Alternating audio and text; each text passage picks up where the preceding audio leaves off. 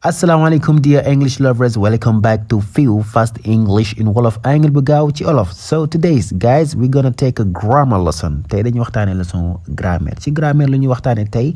li nga xam ne moom la ñuy wax imperative mu nekk lu simple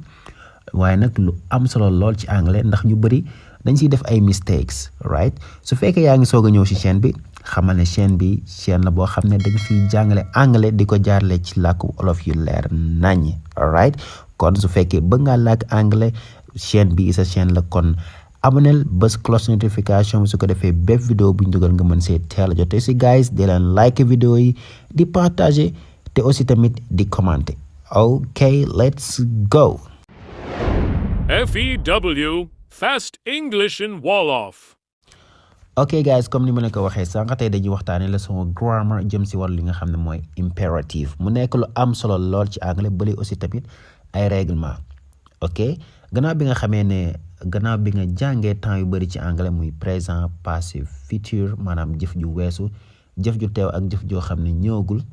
yooyu yëpp mu ngi si biir chaîne bi su fekkee xam nga naka la ñu defee présent simple naka la ñu defee passé naka la ñuy defee futur yooyu yëpp def nañ ci ay leçons ci biir chaîne bi soo duggee ci playlist ba di nga fa fekk ay leçons yu bëri jëm ci wàllu temps yi waaye nag tey dañuy jël forme boo xam ne forme bi ñuy wax imperative. Imperative mooy lan? Imperative mooy sooy joxe ndigal comme soo bëggee wax demal wala defal wala bul def wala melal nii wala melal nele loolu naka lañ koy waxee ci anglais naka lañ koy defee ci anglais kon loolu la ñuy wax imperative. kon ñu xool cas bi nga xam ne moo ci njëkk. mu ne for affirmative su fekkee ne da ngay joxe ndigal ci forme affirmative mu ne looy soxla mu ne use the base form of the verb without to plus object mu ne use the base form of the verb maanaam cosaanu verbe ba ngay jël without to waaye nag to ba du ci àndaale ndax verbe comme ni nga ko xamee verbe day ànd ak to comme to have to do ak yu demee noonu mu ne soo koy def sooy def joxe ndigal ci affirmative form verbe ba ngay teg waaye to ba du ñëw après nga soog see plus object nga soog see teg objet bi waaye objet bi moom yenn saa mu ñëw yenn saa tamit du ñëw kon noonu rek lañ koy defee comme exemple nga ne close the door. Close the door. Close the door mooy tëjal bunt bi tëjal bunt bi kon foofu dama laa jox ndigal mu nekk ci forme affirmative. Affirmative mooy loo xam ne day saxal di dëggal nekkul laaj, right? Nekkul aussi tamit laaj nekkul luy weddi mais affirmative mooy luy saxal di dëggal. Ok kon close the door mooy tëjal bunt bi kon fii verbe bi cosaan ba lu mu nekkoon to close, right? To close mais mu ne la su fekkee da ngay def imperative to ba doo ko indaale close ngay teg soog a teg object bi kon object bi fii mooy the door kon noonu rek lañ ko defee. beneen exemple feed the sheep. Feed the sheep mooy xontal xar yi. Feed the sheep mooy xontal xar yi kon feed moo nekk verbe bi the sheep mooy objet bi. The sheep bi nag mën na nekk benn xar mën na nekk xar yu bëri ndax sheep dafa bokk ci pluriel yi nga xam ne ñoom ay exception la maanaam duñ jël s moom benn xar sheep ngay wax xar yu bëri tamit sheep ngay wax doo wax sheeps. ok kon feed mooy verbe bi lu mu nekkoon to feed waaye to ba da nga ko faa bàyyi jël feed ba soog a teg object bi kon noonu rek dañ koy defee. beneen exemple bu mujj ci affirmative bi nga ne call your mother. Call your mother woowal sa yaay verbe moo nekkoon to call your mother moo nekk object bi gis nga to call la woon waaye to ba indiwuñ ko ñëw rek teg verbe bi soog see teg your mom your mother kon noonu lañ koy defee. léegi ñu xool beneen forme mu ne négatif mooy loo xam ne day dàq mu ne bu boobaa nuñ koy defee mu ne begin with don't followed by the verb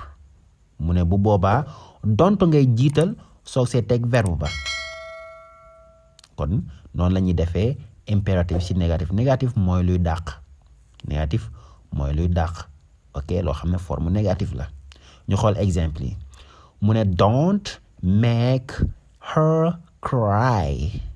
Don't make her cry. Don't make her cry. Bul ko jooyloo. Don't make her cry. Bul ko jooyloo. Kon fii verbe bi moo nekkoon to make. Ok waaye verbe ba am na lu ko jiitu tey muy don't ndax règlement bi dafa la wax ne don't ngay jiital soog see teg verbe bi kon fii don't moo jiitu verbe bi soog a ñëw object bi soog a ñëw kon don't make her cry kon noonu rek lañ ko defee bul ko jooyloo. Don't forget our wedding anniversary. Don't forget our wedding anniversary. Maanaam bul fàtte suñu anniversaire mariage suñu anniversaire mariage bul ko fàtte kon fii don't nga jiital soog see teg verbe bi muy forget soog see teg object bi kon noonu rek lañ ko defee ci forme négative ok ba tey nga ne don't sleep. Don't sleep. Don't sleep mooy bul nelaw don't sleep kon don't nga jiital soog see teg verbe to sleep waaye to ba da nga kaa dindi gis nga kon fii doo wax don't to sleep ba da nga naan don't sleep kon noonu rek lañ ko defee kon daal ci négative forme don't rek ngay jiital soog see teg verbe ba gis nga kon noonu la ñuy defee impératif joxe ndigal ci forme négative ci forme boo xam ne day dàq ñu xoolaat beneen règlement mu ne for first person plural use let's followed by the base form of the verb without to. Mu ne for first person of plural mu ne su fekkee première personne pluriel mooy we mu ne bu boobaa use let's ngay jëfandikoo baatub let's followed by the base form of the verb nga teg cosaanu verbe ba without to waaye nag to ba du ñëw kon noonu lañ ko defee exemple let's go for jogging. Let's go for jogging nañ dem dawi nañ dem defi sport jogging mooy daw def sport ok kon fii let's nga am soog a teg verbe ba let's go for jogging kon fii to ba tamit ñëwul ndax nee na la waxoon ndax nee na la woon sooy indi verbe to ba du sa topp kon let's ngay indi soog see teg verbe bi beneen exemple let's speak English ñëwul ñu làkk anglais nañ làkk anglais let's speak English kon fii benn ndigal la boo xam ne yow miy wax sa nga bokk yaa ngi gis ndax impératif waxoon naa la mooy joxe ndigal waaye nag soo joxe ndigal di jàkkaarloo kenn su fekkee ne da nga koy sant mu def dara da nga ko naan defal ndàngam kon close the door wala su fekkee da nga koy tere da nga ko naan don't ngay jëfandikoo comme don't make her cry comme niñ ko indee waaye nag su fekkee ne ndigal la yow mii di wax da nga cee bokk bu boobaa let's ngay jëfandikoo loolu la wax fii moo tax mu ne for first person of plural kon let's go for jogging let's speak English nañ làkk anglais kon yow mii di wax da ngaa bokkaale ci ndigal bi let's pray nañ julli wala nañ ñaan let's work together nañ liggéeyandoo ensemble let's work together kon foofu noonu lañ koy defee kon daal let's fu nga koy jëfandikoo mooy su fekkee ne ndigal li yow mii di wax danga caa bokk simple na kon noonu lañ koy defee ñu xoolaat beneen point mu ne use be plus an adjective in imperative sentence to give direct instruction or suggestion about someone's behavior or qualities. Mu ne use be jëfandikool be plus an adjective nga soog see teg ab adjective in imperative sentence ci phrase boo xam ne ndigal la to give direct instruction maanaam ngay digal nit ki dara or suggestion about someone's behavior or quality maanaam wala boog ngay wax nit ki mu mel dara wala boog mu mel nenn maanaam daal bii da nga koy jëfandikoo teg ci adjectif ngir wax nit ki nga jox ko ndigal wala boog mu meloo benn melokaan maanaam da nga ko naan melal nii wala baaxal wala nekkal ku yaatoog yu demee noonu loolu rek la bëgg wax foofu nañ xool exemple yi dina gën a leer comme be careful del bàyyi xel be careful del bàyyi xel gis nga kon careful bi ab adjectif la day melal be careful del bàyyi xel kon nekkal ku attentif nekkal ku bàyyi xel be patient muñal be patient muñal kon danga kaa wax moom mu muñ maanaam mu làmboog muñ be patient muñal be patient mooy muñal be patient tamit mooy nekkal kuy xaar loolu tamit da koy firi be quiet mooy dalal maanaam nekkal ku waaw koo xam ne du wax lu bari be quiet ok beneen mooy be kind mooy baaxal be kind mooy baaxal kind mooy baax kon fii soo xoolee yii nii yëpp ay adjectif la moo tax bii moom li si ëpp day ànd ak adjectif su fekkee da ngay def impératif moo tax sa règlement mu ne la woon bii ngay jël place adjectif beneen exemple nga ne be shy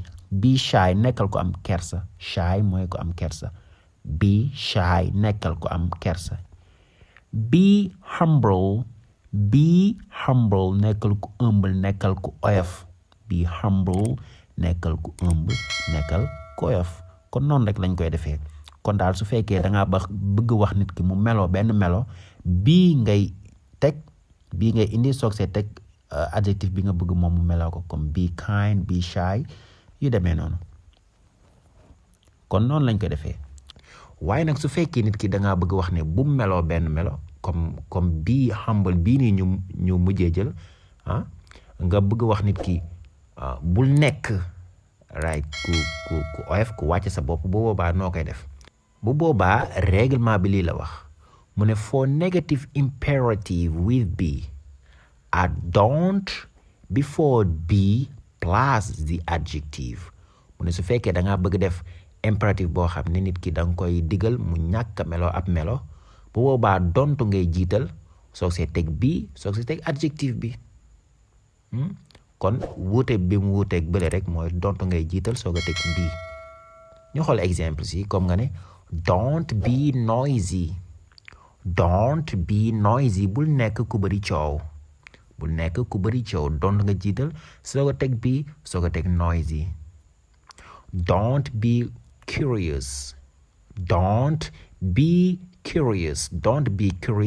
mooy bul nekk ku dañ kumpa don't be curious gis nga soo bëggee wax nekkal ku dañ kumpa kon don't ba rek ngay jël teg na le nga am be curious mooy nekkal ku dañ kumpa don't be rude bul nekk ku réew don't be rude bul nekk ku réew wala nga ne bi si mujj don't be stupid bul nekk ku dof bul nekk ku wayre bul nekk ku dof stupid koo xam ne waaw du xalaat dof la don't be stupid ok kon foofu noonu lañ koy defee kon daal su fekkee ne da ngaa bëgg wax nit ki mu meloo ab melo bii ngay jiital soo ko teg adjectif ba waaye nag su fekkee da ngaa bëgg wax nit ki mu ñàkk a meloo ak melo da nga naan don't soo ko teg bii soo ko teg adjectif bi comme ni ma ko indee si exemple yi alright waaye point bi si mujj mooy nee na la to make imperative more polite you can add word please mu ne su fekkee maanaam ndigal bi da nga ko bëgg a def maanaam mu ànd ak ay teggin mën nga see yokk baatu please waaw please moom baat la boo xam ne saa yu duggee si ab phrase xam ne phrase boobu ànd naag teggin wax ji ànd naag teggin mu ne nag su fekkee da ngaa bëgg a joxe ndigal boo xam ne dafa day ànd ak ay teggin jëfandikool baatu please ñu xool exemple yi nga ne please pass me that cell phone ngir yàlla wala jàpp ci jottali ma téléphone bële pass me that cell phone jottali ma téléphone bële ok please be on time jàpp ci ñëwal ca waxtu ba please have a seat nga baal ma toogal yaa ngi gis kon soo xoolee fii rek waxin bi dangay gis ne moo gën a am teggin boo ko tag nga ne have a seat toogal have a seat rek mooy toogal ndax foofu maanaam ndigal la waaye su fekkee da ngaa ne please have a seat mooy nga baal ma toogal soo ne pass me the cell phone pass me that cell phone jot li ma téléphone bële bokkut ak nga ne please pass me that cell phone nga baal ma jot li ma téléphone bële kon yaa ngi gis please saa yu diggee rek da nga xam ne baat bi waaw phrase bi day nekk phrase boo xam ne day ànd ak ay teggin kon gis nga kon noonu rek lañ ko defee kon guys loolu moo nekkoon suñu leçon bi si mu nekkoon impératif mu nekkoon leçon bu am solo dina like vidéo bi di commenter aussi tamit di partager see you soon on FEW. FEW, Fast English in Wolof.